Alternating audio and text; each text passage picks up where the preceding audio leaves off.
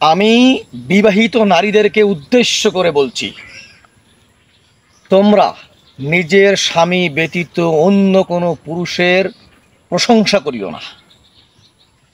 কারণ অন্য কোনো পুরুষ তোমাকে ব্যবহার করবে, তোমার সামনে তোমার প্রশংসা করে তোমার মনটাকে কেড়ে নিয়ে তোমার সাথেই ছলনা করবে। সময় মাঝখানে মাত্র শুধু এনজয়। একটা কথা মনে রাখো, স্বামী ব্যতীত অন্য কোনো পুরুষের প্রশংসা করা মানে তুমি তার জালে ফেসে যাওয়া।